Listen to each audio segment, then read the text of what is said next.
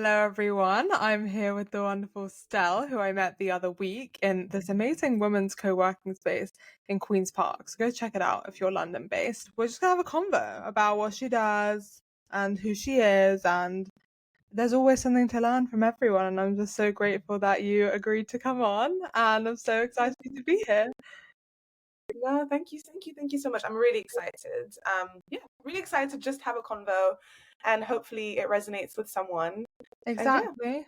That's how I feel. I'm like, whoever's meant to hear it will, and that something you or I say could resonate and change their life. So I'm like, that's pretty cool. So you founded a talent agency, and I think I really want to speak about that because firstly, I'm always inspired by people who start stuff because I like doing it myself. I'm now like, oh my gosh, how do people do this? How is it so normalized? Well, not normalized, but when you're from the outside, you don't really like realize how much goes into it, like mentally, physically, and I'm just so Mm. inspired by you. And so I Oh, really wanted you to come on and like talk about that journey of deciding to start something and what it's taken to grow that to where you have today. yeah.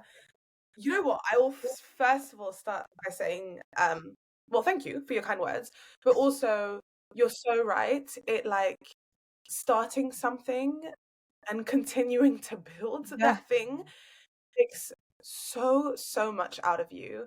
I actually think it's quite an awful experience. I actually hate starting so much.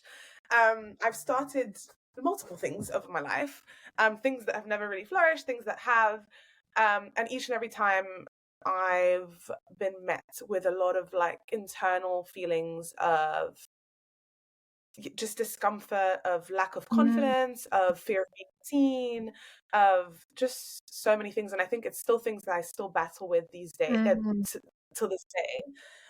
But I guess with the agency itself, so just to give you a bit of background on myself, actually, yes. I was born and raised in Switzerland, and I came to uni here.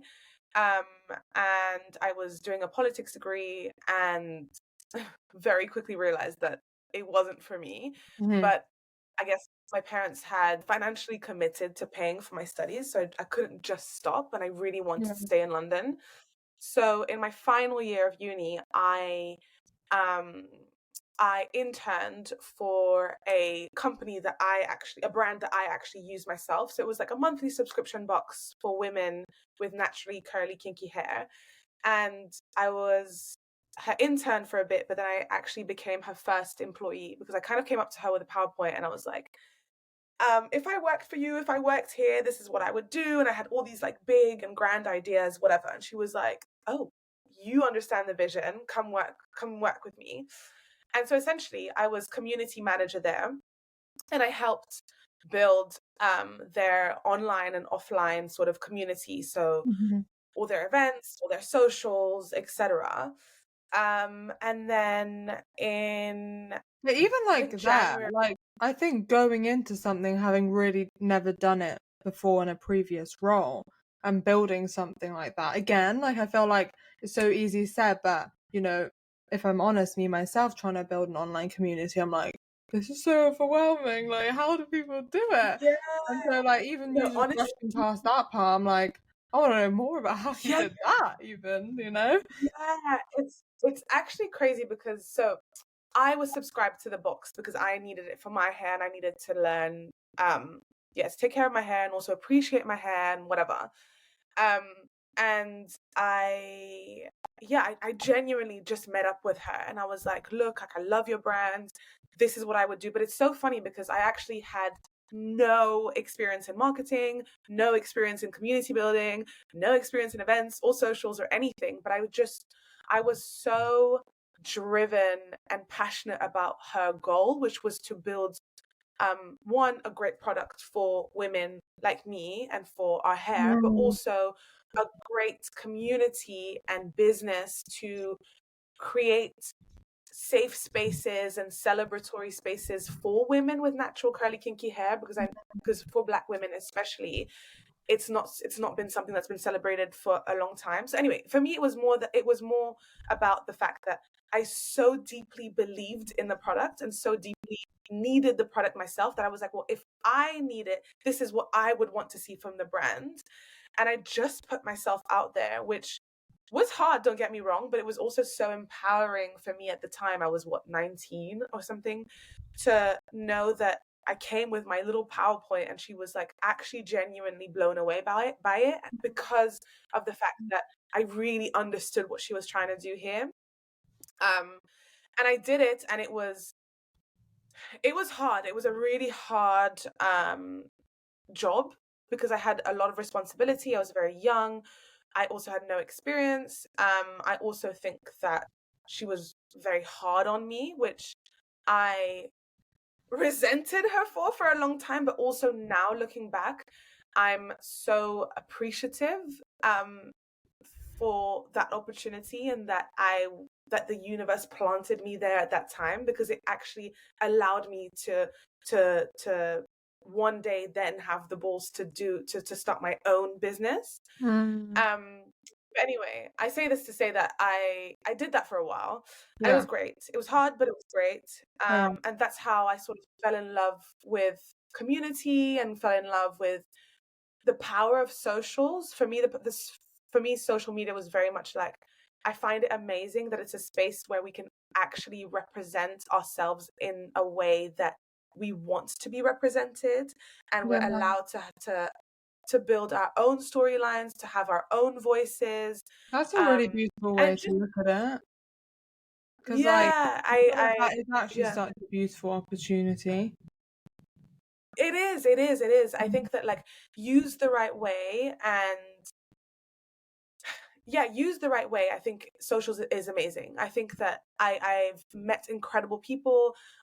It's also allowed for people who've never felt seen, understood, or heard to see other people like them, which is amazing. So I did that, and then early 2020, I sort of decided that I had given so much to that company that I needed to sort of think about me and think about what I actually wanted to do, because I felt like I was spending so much of my time building her dream and not necessarily looking internally as to what I want and what my dream is. So what happened was I quit my job, and I was supposed to sign a really big contract with a really cool contract with Apple. And then COVID happened. And so they were like, well, so sorry, that role that you had applied for is no longer gonna exist because we're going into lockdown and blah blah blah. And I was like, right, brilliant. I am literally how old was I? 21, 22, in London, no family, have rent to pay, have bills to pay. We're about to go into a lockdown. What is going on? What am I gonna do? And I just thought to myself, you know what?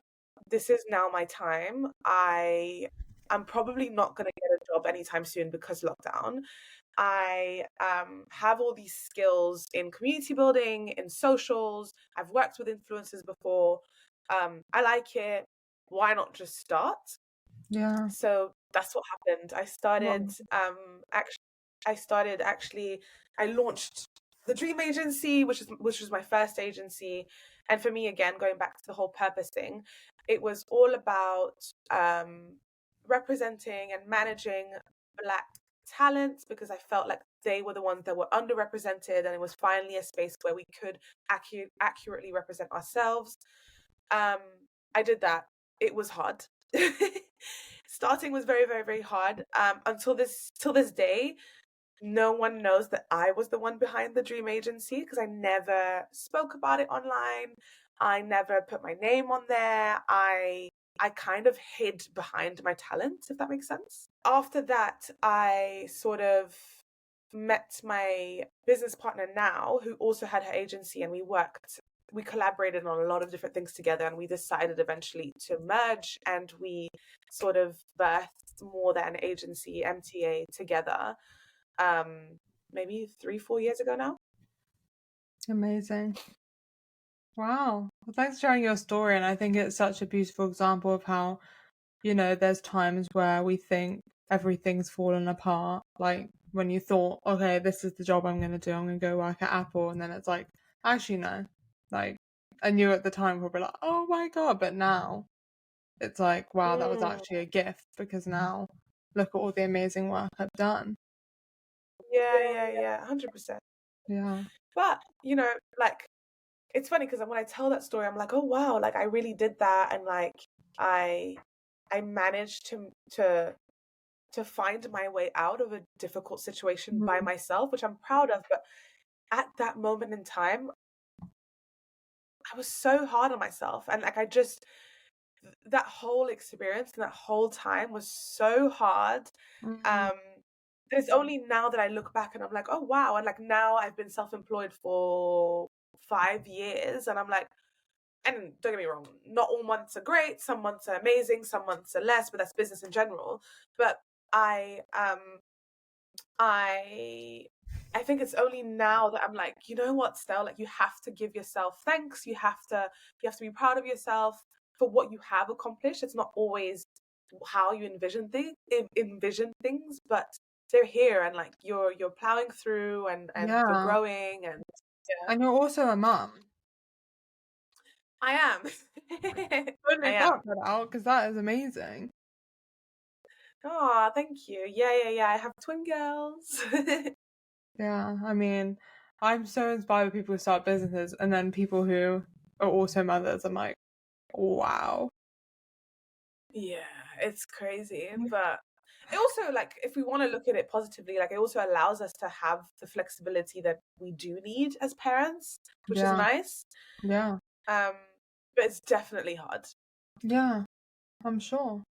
And I think I was listening to a podcast the other day that talks about, you know, how people glamorize, you know, being an entrepreneur so much and like glamorize those parts of like, oh, well, I can choose my schedule, but, you know, there are other things that come with that. Now I wanted to talk about fifth wave and yeah, what that is and how that came about.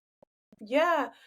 So the fifth wave is my interpretation of what the fifth wave of feminism is. I always say the first four waves have been fighting for equality for women on a very sort of legislative and corporate level, which is great. But for me, the fifth brings it back to the self. It's all about empowering women to know and understand that you can live free from societal, cultural, and traditional expectations and pressures. I know that I'm someone who really struggled with my identity as a woman growing up based off of the fact that my parents are from different cultures. My dad is Nigerian, my mom is Swiss. They are polar opposites. They're really like the sort of people that you look at and you're like, why and how did you end up together? Um, but my dad is very Nigerian, very traditional. He's from the school of thought that, like, you know, you're born a girl, you're one day going to become a woman, a wife, a mother, and that's that. And my mom is completely the opposite. She's Swiss European, very much like you can be whoever you want to be.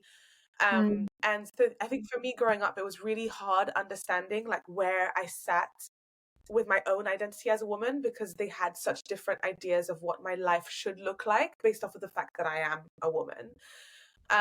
And so I yeah, really struggled with that, and really struggled with sort of the roles that I'm meant to occupy in society, mm, really struggled with my role as a mother, my role as a partner, and just yeah. So for me, the fifth wave is really about creating safe spaces for women to come and unpack, for women to come and learn about their true selves and um, their true sort of desires for their lives, and creating a blueprint that actually makes sense for them.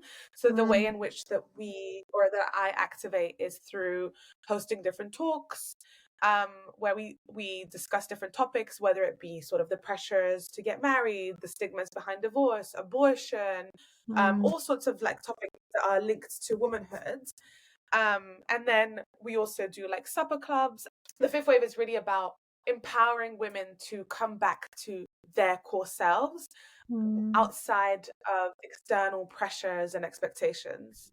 I don't know I if that makes sense. No, I love that so much. Yeah, it resonates so deeply because this is something that I believe too, that yeah, we've got to this place where like politically, we fought for all this rights, but it's like what now? Because I think there was that movement kind of caused us to try be like men because we're like, okay, like now we should work, and now it's like hustle culture, but it's like actually you're abandoning a lot of your femininity in that by trying to like Yeah. Yeah. be that. And it's is it yeah, I love what you say about finding your own blueprint, because for some people like being a mother is enough, and like that is completely amazing and okay. Or for some people, just giving them that space to think and reflect and explore what is it for me to be a woman, how can I deeply be fulfilled and explore my femininity in a safe space.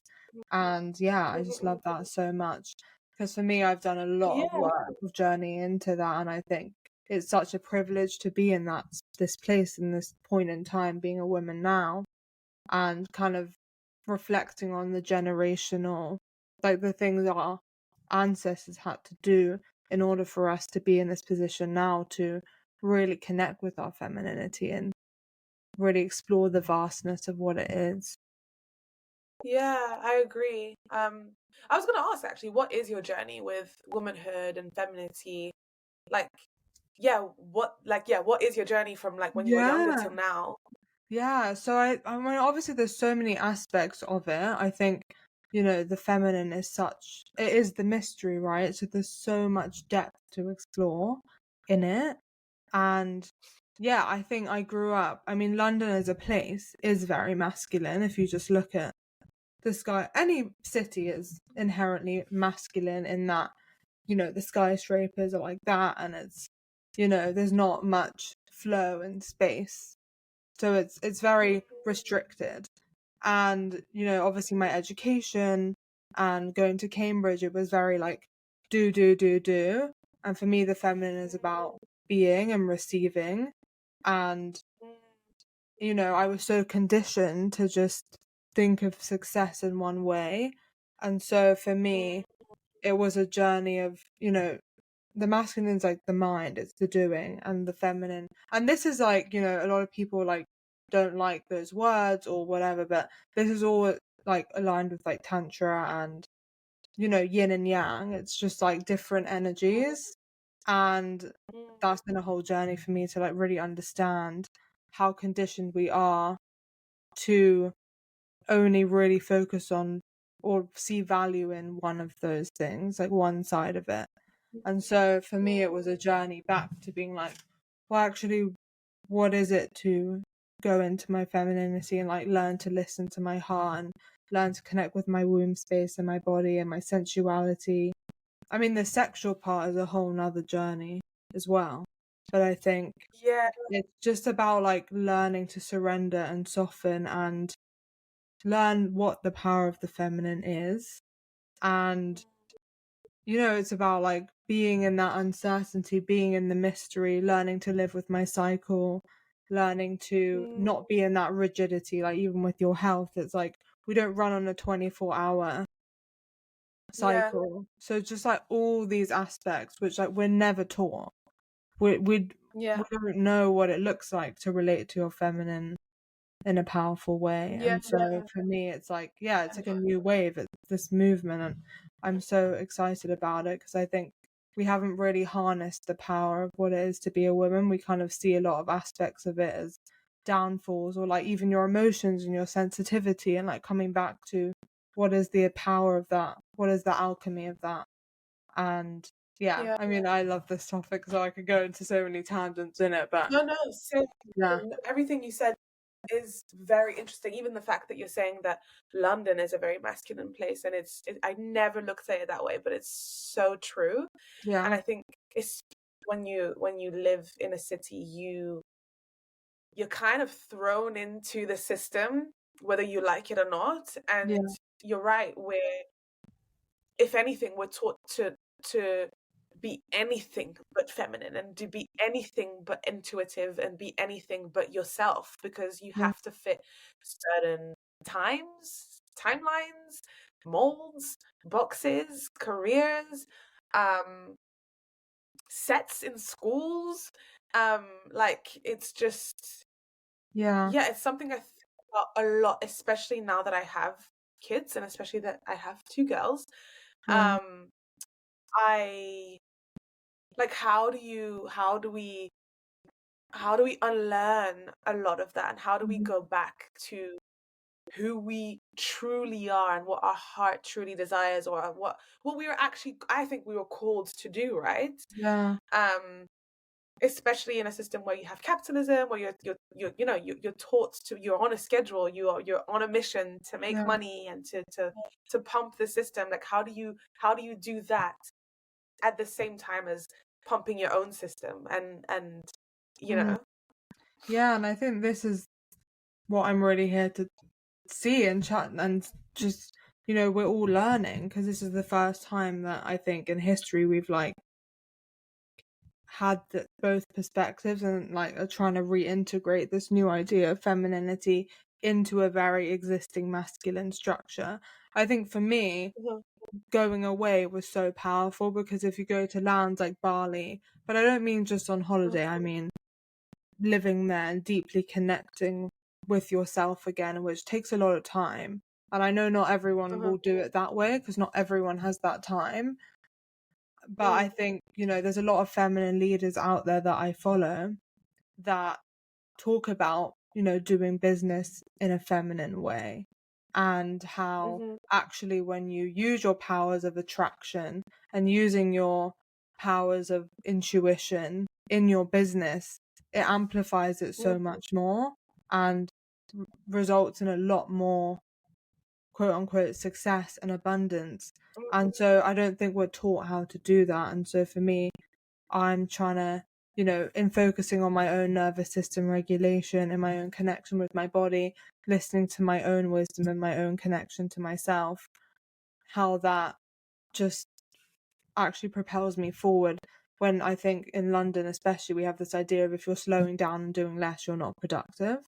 And so it's like yeah, unlearning all which of is that what I was conditioning. talking to you about at the beginning of the conversation, saying like Yeah. I feel like I need to slow down, but I feel also a lot of like noise telling me don't, you can't slow down, it means you're unproductive, it means this and blah blah. But it's so, it goes against the human needs and the body and what my body is telling me to do. It's not even just success in your career and businesses. I think it's success in general, as a person. I think that people who are really able to listen to themselves, listen to their intuition, listen to what their heart actually desires, just feel more fulfilled and probably go way further than those are who are constantly rejecting that and rejecting their core desires. Yeah. Yeah. And Um I think, everyone knows someone or can imagine how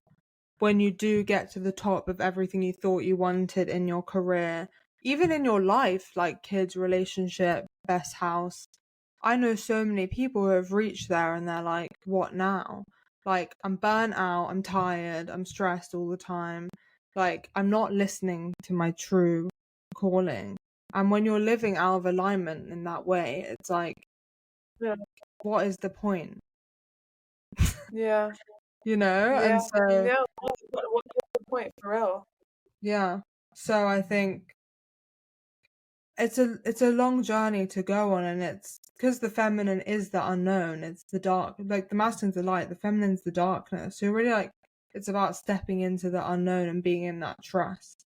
And Mm, I think we're so used to focusing on numbers and data and predictability, and it's about having both, right? So for yeah. me now, I'm testing, like, now I'm being back, I'm like, how am I integrating both? Because so Mm, it's like the analogy I use is like a river flowing with a river bed. Like the masculine's like the structure that you need in order, like both are needed, So it's like, mm, how can you have a healthy relationship where your day is filled with some parts where you're in your yang Yeah, energy and you're like yeah, doing, and then you can just relax. I think the problem yeah, is when people go into that relaxation, they're not switching off. They're full of guilt, they're full I of love shame, and they haven't trained their minds and bodies to even tell themselves it's safe to slow down. And so our nervous systems are yeah, constantly on in fight or flight. So I've done a training in trauma and somatics, teaching people how to actually connect back to their bodies in a way that they're learning how to regulate themselves with their breath, with movement, with mm. touch. And yeah, I mean, I'm so passionate about this work, so we definitely have to do something together. No, we absolutely do. And I think going back to what we were just saying about just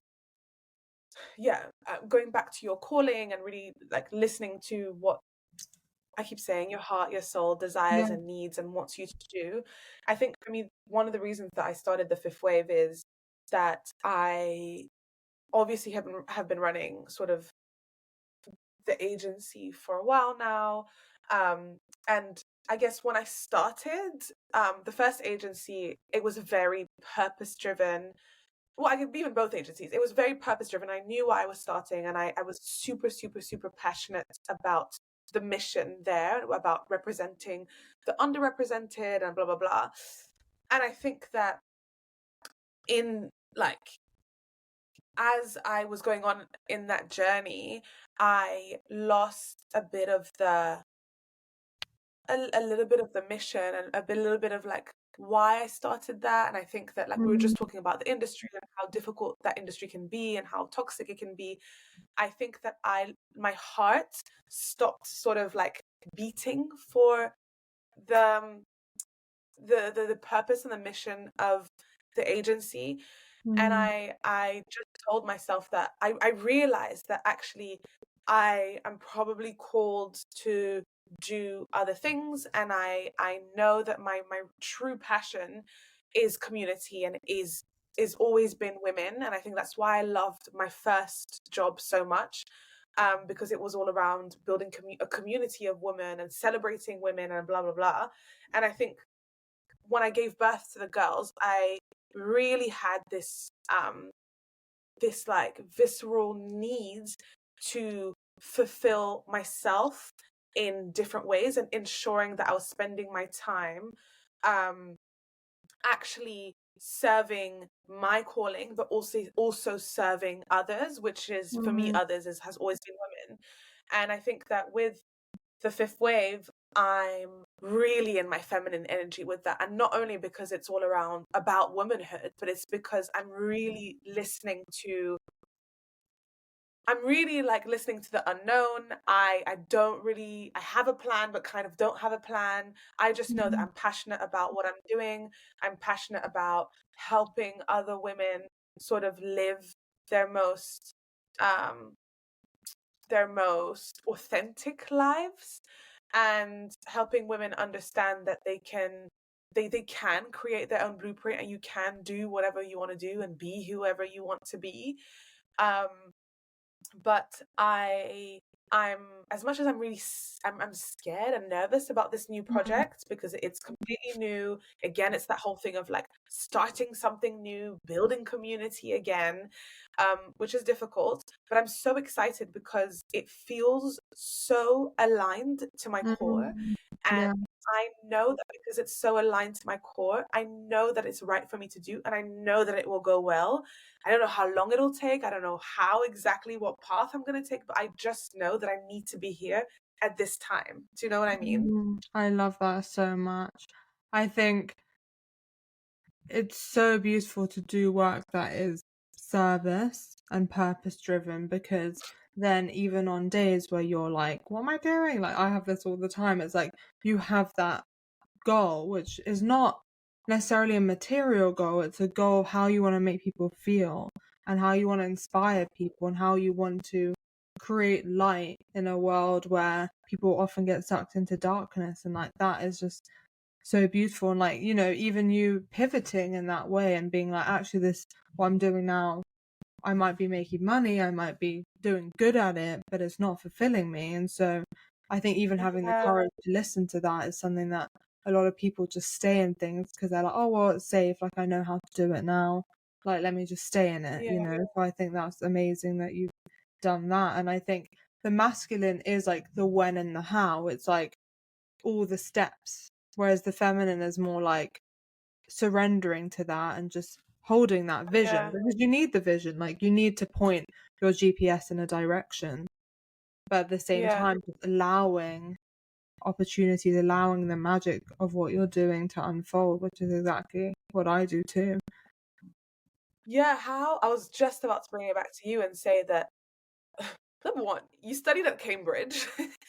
Who knew you would study at Cambridge and then turn your life around and then do what you're doing now? Not to say that people who study at Cambridge can't do what you're doing now, but it's I guess when you think Cambridge, you well, I don't know, maybe it's me. When I think Cambridge and Oxford and those universities, I very much have this like idea of the types of careers that students who have Yeah. studied there go into. Um, how did you feel in sort of finishing your studies and being like, actually, I think I'm gonna go do this instead? And also, what was your parents' reaction to that?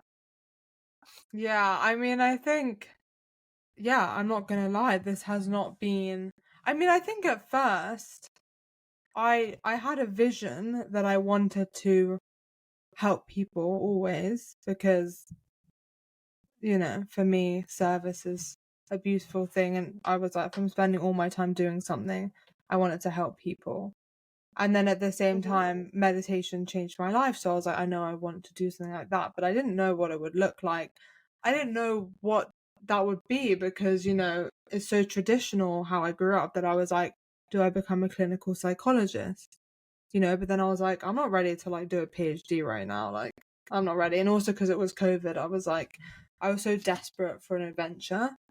And so, Mm, yeah, basically, the way things have unfolded, like, again, it's more than you can even imagine. And my favorite quote was like, it's all working out better than you can ever imagine.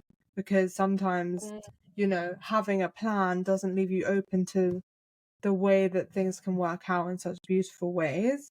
And so, yeah, yeah, I think for me, obviously a lot of people travel after uni. Like, yes, people at Cambridge often go straight into jobs, but I think it's common for people to travel. And I think for me, I always knew like this isn't me just like traveling and partying. This is me like really trying to figure out what on earth I'm here to do, and what my healing yeah, powers are, and what we're doing here on earth. Like, it was a lot deeper than that. And so it yeah, wasn't all glamorous. Like, I never portrayed it that way, because I was moving through a lot of emotion. I was like peeling back all these layers of conditioning. And I think my parents have been very confused, because they see what other people's kids are doing, what all my friends are doing, and they're still right now like, what are you doing? What are you doing? And, you know, it's not that they don't love and support me. I think they just, you know, when they have a vision, and like part of my like unconditioning peeling back the layers was like letting go of like that vision that I know my parents have always had, and what I've also had for myself, and just allowing those things to die, and just, you yeah, know, just, yeah. And I'm not gonna lie, at times I'm still hanging out with my friends and they're all like in very different life situations to me, and I compare myself and I'm like, oh, like, am I making the right? I still get in those states of mind, but I think what gets me going is just like helping people and holding a vision for humanity that is better. Like, I think, well, I heard a quote today just about like the holes in a boat, and just how like I think a lot of the problems in society is showing us like where the holes at the bottom of the boat are, and like uh, showing you what's wrong in society allows you to fix those problems. And I think I'm just a very ambitious person and optimistic, and I'm like, I may as well use my energy towards something that's greater than me, and yeah, that kind of keeps me going. And I'm like, I don't care what anyone says, because this is bigger than me. yeah, yeah. No, I think that's beautiful, and I think you're so brave to do that, especially when you're talking about like conditioning, and especially if you're saying like your parents are a bit more traditional and they're a bit like, what the hell? This was not the plan. um, um, but I love that. I love that. I love that you're listening to yourself. I love that you're also being honest about the fact that you still have your moments where you're like, eek, everyone else is doing this, eek, comparing. And I think we like, I don't think we'll ever stop really comparing fully ourselves, but I think it's also about having the tools to like stop the spiraling when you end up in that spiral sort of Yeah. mode where you're like that comparing mode. um and I actually think that comparing is natural. Yeah, and I also think it's also curiosity, like, oh, what if I chose that path? Like, what would that look like for me? And I think, I never thought I would go to Cambridge. I had an idea of what it would be like, and I was like, that's not for me. And so I'm also in a space now where I'm like, I'm not ruling anything out because, you Uh, know, if I worked for you, for example, and had a job and I learned cool skills and was inspired, like that's cool. Like, and if I don't like it, then it's just having the courage to pivot and honor yourself. And so I'm not closed off to anyone wanting to hire me to jobs because I'm trying to like again like train my brain to be like, okay, it's not like a black or white thing. It's not like if I go work for yeah, someone then I'm giving up on my mission because this is my life's work. And so I'm yeah. very open and that's just where I am right now. And I guess being open is the best way to be, because that it doesn't close any door. All the doors are open, Yeah. and it's just about going with the flow and seeing what door makes the most sense at that time, and then that door may close and another may Yeah, open, and it's fine. And it's like, exactly. actually it's also the beauty of like reinventing yourself, and like to have, yeah, you said like you have to point the GPS in one direction, but like the direction isn't linear. Like you're not just going straight Yeah, your whole life. Like you yeah, might take a turn here and then come back there and da da da. And I think, yeah, I think that's something that I'm learning is okay. Because again, I think that we're raised to believe that everything's set out. Like you yeah, have this blueprint. You go to school, you go to uni, you graduate, you get your first job in the career that you studied in and study for at uni, and then you keep going, you go up, up, up, up, up. And it seems very like linear, very like yeah, there's a route. Whereas actually, that's just not how life works. yeah. And again, this is the masculine and feminine. The masculine's a line, the feminine's a circle of death and rebirth Mm, and allowing your that's what our cycle is. Like when we bleed, it's like letting go and the death and then it builds up again and it's like honoring all the cycles that and allowing things to die, allowing yourself to let yeah, go of that business you started, allowing yourself to let go of that relationship, allowing yourself to let go of yeah, that vision of what you thought things would look like, and allowing something even more beautiful to be reborn. But that can't happen if you don't allow things to die and let go. yeah, you're right. Yeah, yeah. That is exactly what I needed to hear right now today. Yeah, yeah. Well, maybe this So if podcast this is for you. Okay, it's purpose. I was gonna say maybe this conversation was for me, hon. But no, you're so right. And And you're doing that. Like you have started I new am, things. I am, I am doing that.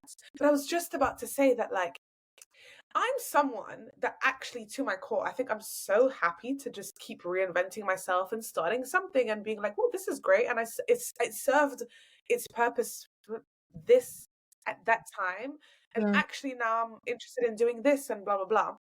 But I think that I'm quite hard on myself because I have this expectation of what success should look like, especially in business. Mm, And I'm like, in my mind, like closing a chapter of something looks like is failure. But actually mm, it's not. It's just I've the cycles might be ending. And I'm not saying that I'm closing the agency or anything like that, but I'm just saying mm, that like it's okay for cycles to end and things to end and businesses to end and relationships to end and friendships to end and all that stuff, and it's okay for you to start a new one.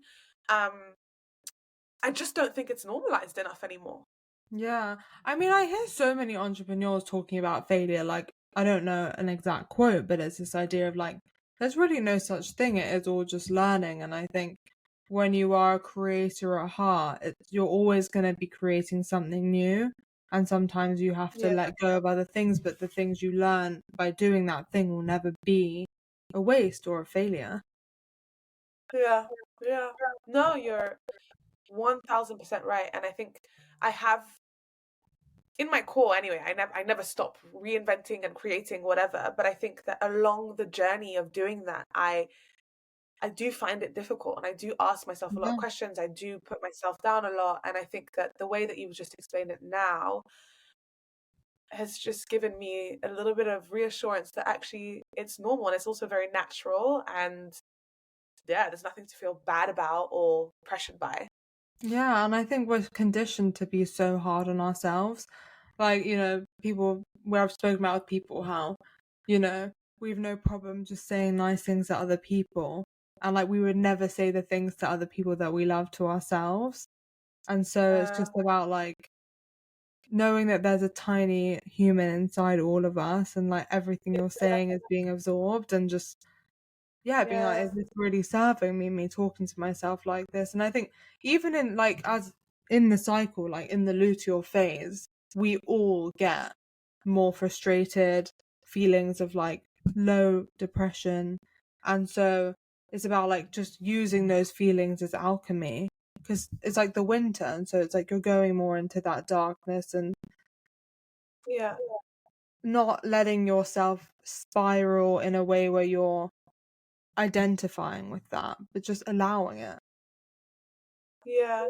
So it's interesting you say that because so the supper club that I run bi-monthly, that's called Skin Deep. It's all Yeah. about healing inside out. So, um, again, it's all about looking at health holistically and um, just building the connections between the different parts of you and how they all play a part in your overall well-being.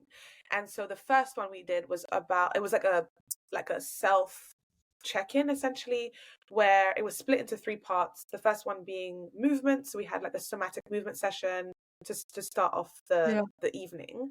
Then we had second M was mindfulness through the mindful sort of menu that we had at the dinner table, but also the mindful conversations. So what I hosted the dinner and I had different prompts throughout the night. And it was essentially a self check-in where I asked people questions about sort of how do you feel externally, like your Mm, body, your physical, how are you feeling internally about yourself? And how do the two sort of like link, but also how the two sort of um affect how you navigate in the world. And it was so mm, interesting. Um, so interesting to hear um everyone's responses to all the questions around the table. It was so clear that we're so hard on ourselves. Our inner voices are either so quiet or so mean. Um, and I think a lot of what Skin Deep is about sort of refiguring, rejigging how you speak to yourself. Because again, talking about because we talk a lot about like nutrition and about what we ingest and blah blah, but also a lot of a lot of what we ingest is also our our own voice and our mm. own sort of like negative opinions on ourselves, or our own sort of like yeah, just us being unkind to ourselves. And a lot of the conversations that we had around the table was around just how can we be nicer, kinder to ourselves. And going back to what you were saying about, it's so easy for me to tell you you're doing amazing. I love the fact that you've studied, you went to Cambridge, and now you're doing this and you're following your heart and blah blah blah. But why am I not able to do the same thing for myself?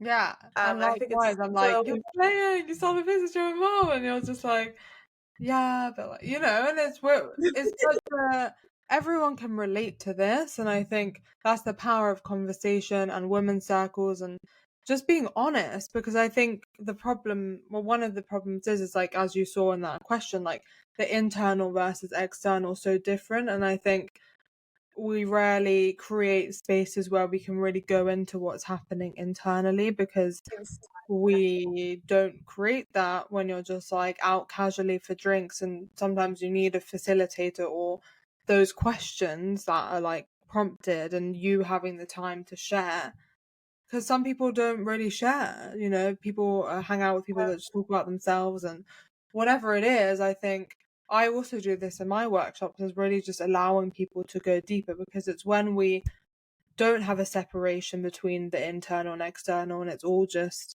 authentic, that you know we can just live a lot more freely and not have to be wearing these yeah, masks. you're right.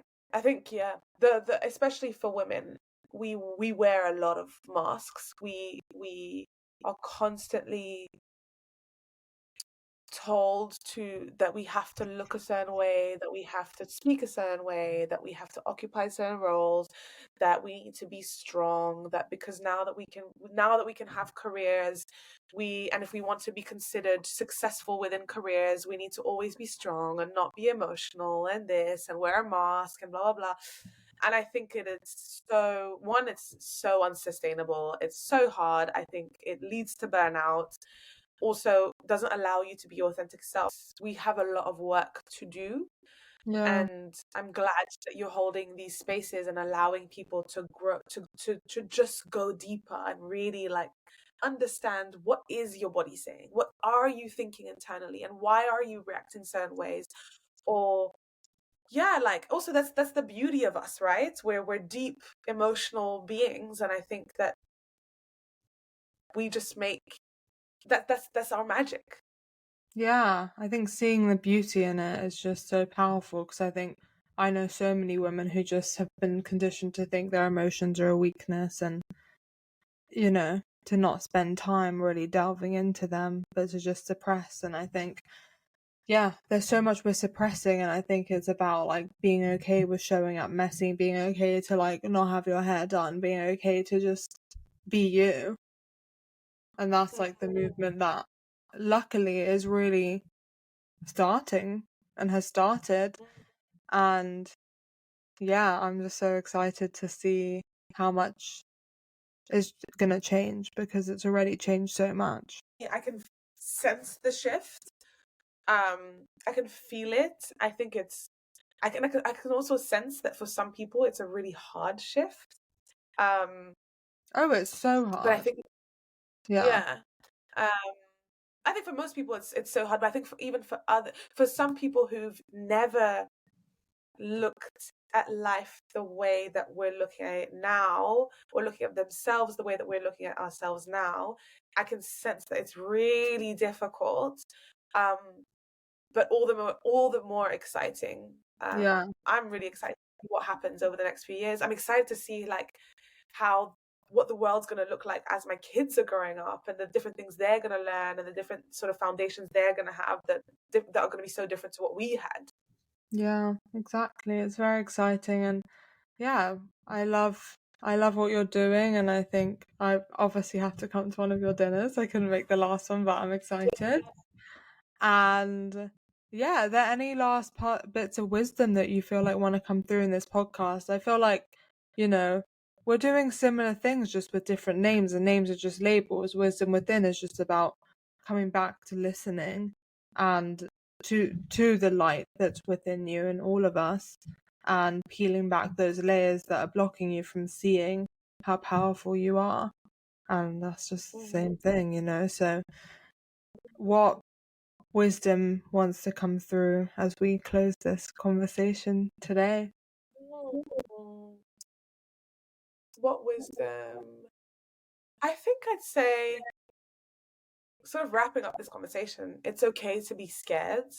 Um, it's okay to be scared. It's completely natural, it's normal, and you know, push through with the things that actually feel like they are in complete alignment with you, because on the other side will be a blessing, and the blessing doesn't always need to be sort of material. It could even be like an internal blessing of you feeling like, I feel so fulfilled doing what I'm doing, I feel aligned, I feel like this is what I'm called for. And actually, I think that there's nothing more valuable than that feeling in this life. Mm. I think when Yeah. you are in complete alignment with yourself, everything else around you aligns, whether it be your home, whether it be your family, whether it be children, whether it be friends, whether it be finances.